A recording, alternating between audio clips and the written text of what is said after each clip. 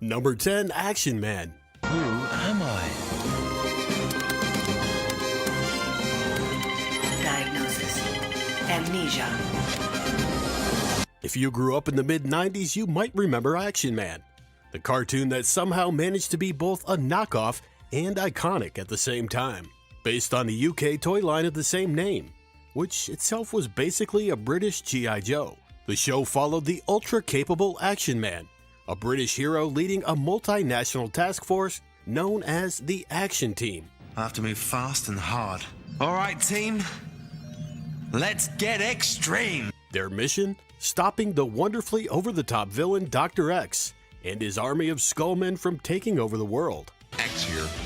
Marvelous job of acting. You should consider a career in television. One thing that made the show stand out was the live-action segments that bookended each episode, filmed right at Universal Studios. Produced by Deke, the series hit syndication on September 23, 1995, and ran for 26 episodes. Naturally, the cartoon came with a fresh wave of toys. Despite being a British hero, Action Man wasn't allowed to air on terrestrial UK TV. Thanks to the broadcasting laws, you could make toys based on shows, but you couldn't air shows based on toys. So the UK got the merch, but not the cartoon. The ultimate plot twist. Number 9, The Adventures of Hyperman. Unfortunately, our bashful hero finds he is somewhat tongue-tied, and so while Stud Puppy helps untangle our epiglotically challenged hero, Emma offers her services with the latest in radar and satellite technology. Now here's a show that feels extremely 1995. The Adventures of Hyperman was based on an IBM CD-ROM game, back when companies were still convinced CD-ROMs were the future of human entertainment.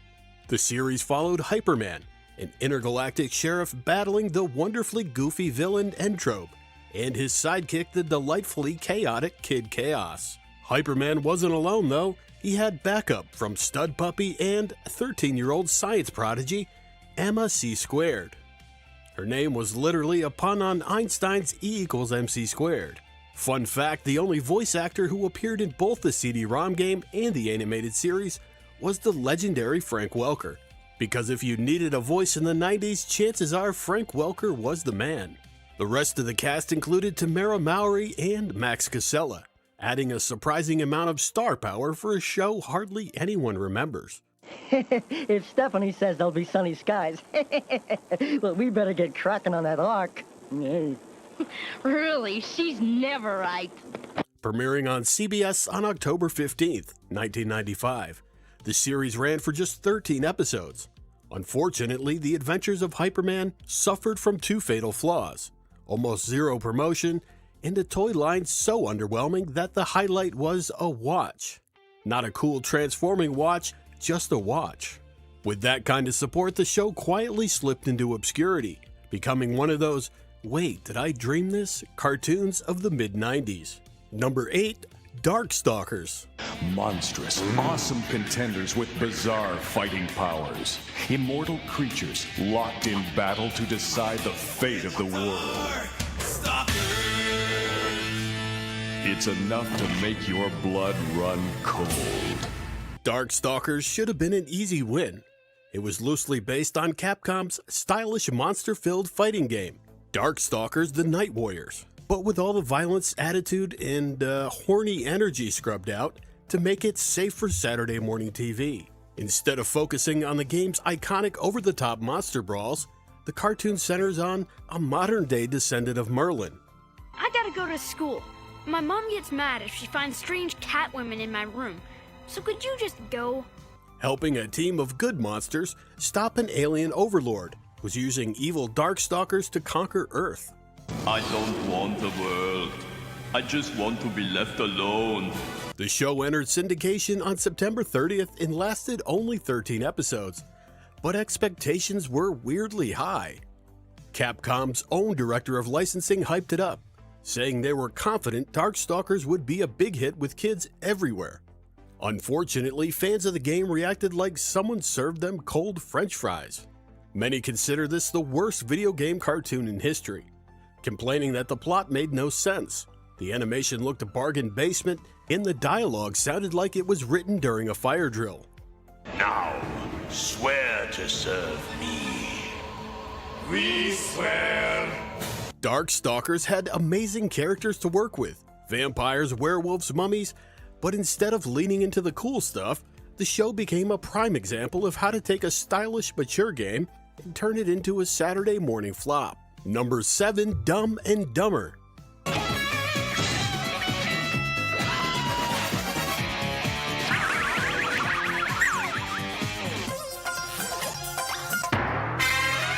Based on the smash hit 1994 film, the Dumb and Dumber cartoon follows Lloyd and Harry as they continue their brain cell challenged misadventures, this time cruising around in their dog-shaped van, now officially named Otto.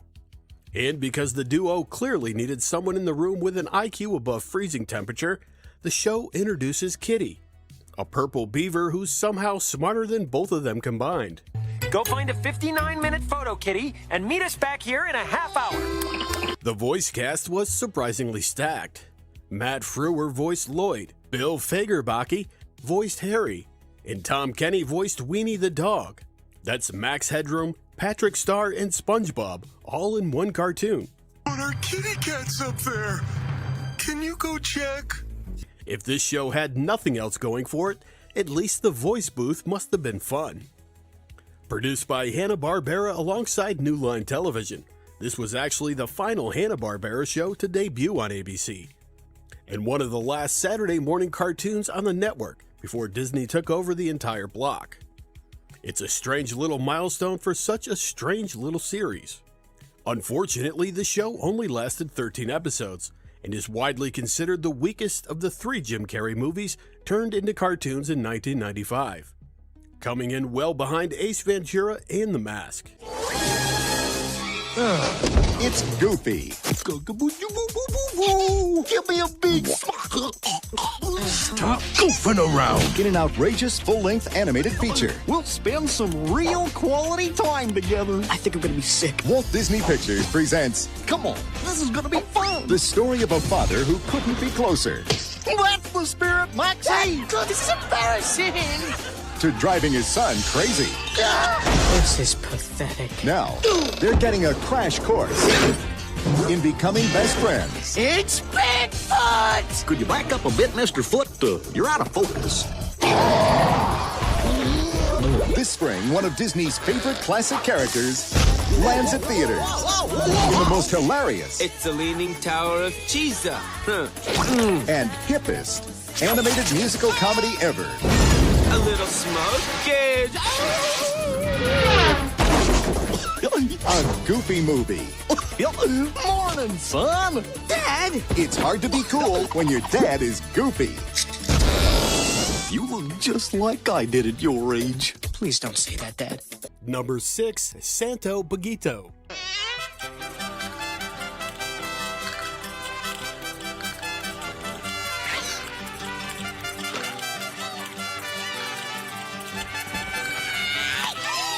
From the creative minds behind Rugrats came something a little buggier. Santo Bugito takes place in a tiny border town between Texas and Mexico. Except the residents aren't people, they're insects. Carmen and her ant husband run the local diner, where all kinds of strange chattering bug regulars stop by to unwind, gossip, and stumble into oddball misadventures.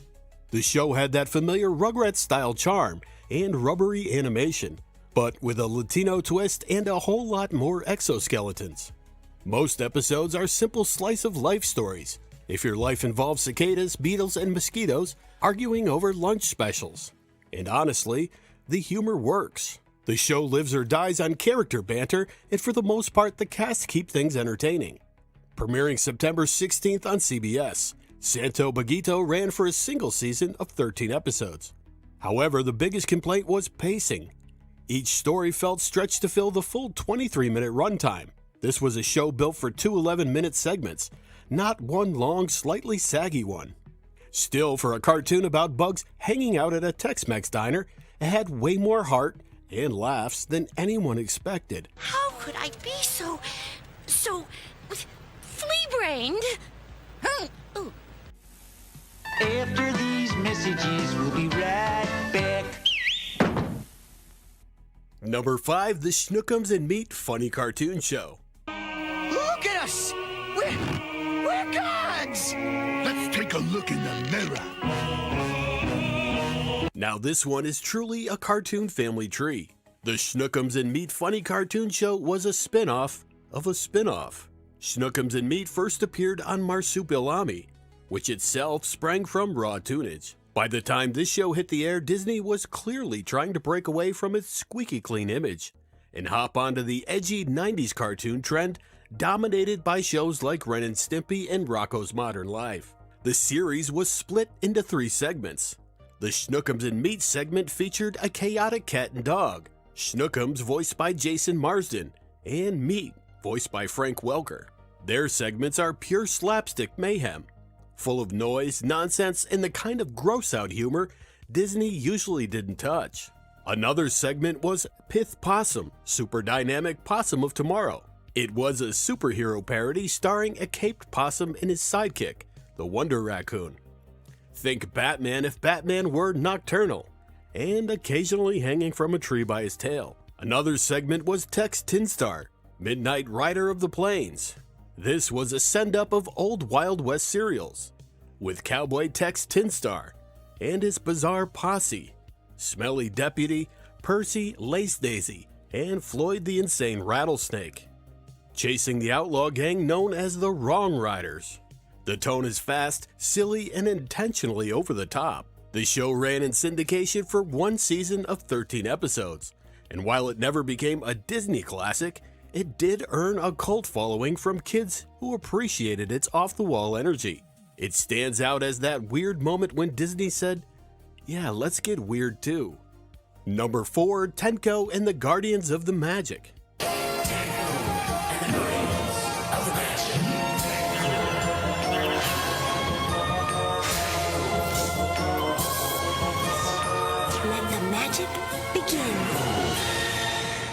Here's one of the more unique entries from 1995. Tenko and the Guardians of the Magic, inspired by real-life Japanese magician and pop star, Princess Tenko. Instead of the usual toy-first cartoon later trend of the era, this show was built around a performer with an established stage persona, making it feel a little different right from the start. The series follows Princess Tenko as she inherits a school of magic and leads her students against 2 former pupils turned villains, the evil twins Jaina and Jason. Their battle centers around the powerful Starfire gems, mystical crystals with just enough backstory to keep the plot moving and the toy designers busy. Released for syndication on September 11th of 1995, the show ran for a single 13-episode season. What really set Tenko apart were the live-action segments at the end of each episode. Princess Tenko herself would pop up to perform a quick illusion or host a teach-a-trick, where kids could learn a simple magic trick to impress their friends. It was part cartoon, part magic show, and part 90s time capsule. Despite the creative premise, the series never found much of an audience and disappeared after its lone season. But fans who remember it usually bring up those live-action magic tricks first. That was Tenko's real sparkle. Introducing new Fruitomic Punch Gushers with a taste that's gonna drive you fruity. It's very different and totally appealing. It's new Fruitomic Punch Gushers, the fruit snack bursting the juicy fruit punch in the middle. So fruity, they'll really turn your head. Whoa, I'll say. New Fruitomic Punch Gushers. The blast of fruit punch is gonna drive you totally fruity. Man, I gotta split. Number 3, Ultra Force.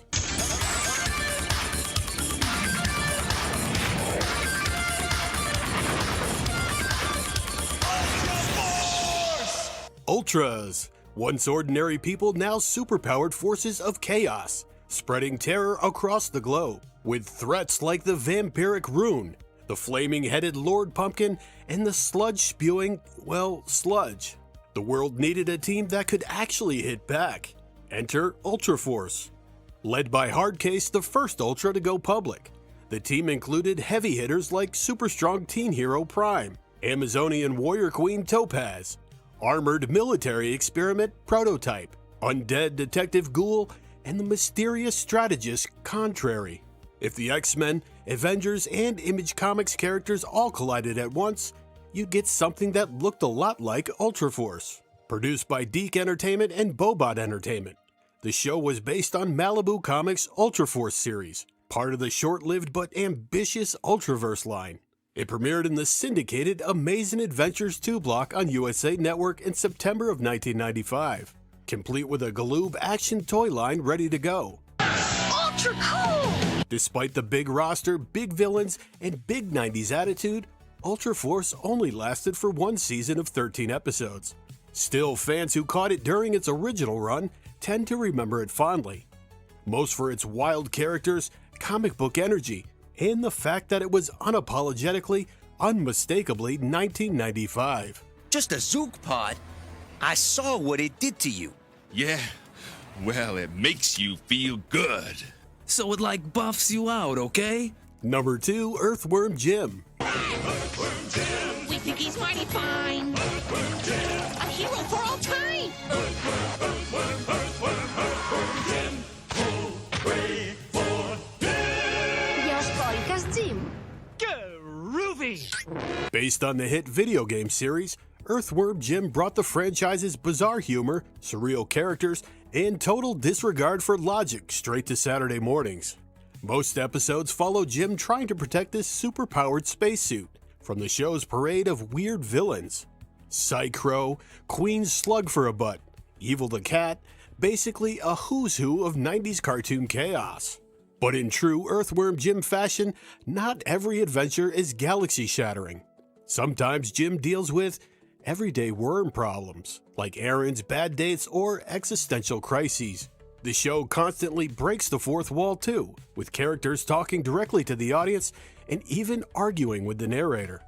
Premiering in September as part of the kids' WB lineup, the series ran for 23 episodes and captured the spirit of the game better than most adaptations of the era.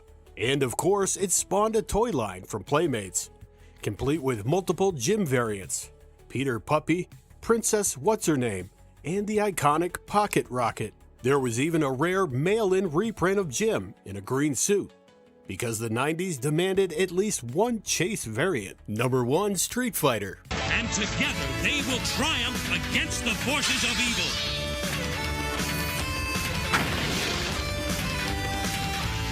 Street Fighter! Based on the legendary Street Fighter video game franchise, this animated series aired as part of USA Network's Cartoon Express in the Action Extreme block. And as a huge Street Fighter 2 kid myself, this one definitely lives rent-free in the nostalgia corner of my brain. The show follows Colonel William F. Guile, leader of the Street Fighters, an international team of martial artists dedicated to stopping evil wherever it pops up. The biggest threat? The always dramatic, always floating General Bison and his criminal empire. The team lives by 3 keywords: discipline, justice, commitment, which they repeat so often you'd think they were being paid by the motto. Discipline, justice, commitment. You forget the Street Fighter Code of Honor? We have done the code already!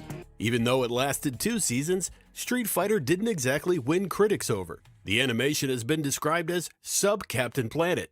The stories were repetitive and the dialogue, well, let's just say it makes the 1994 live-action movie look like Shakespeare. I'm thirsty. Thankfully, the franchise would redeem itself with several much better anime adaptations in the years that followed. But for fans who grew up with it, Street Fighter the cartoon is one of those so bad it's good Saturday morning relics. Cheesy, loud, unintentionally hilarious, and absolutely unforgettable.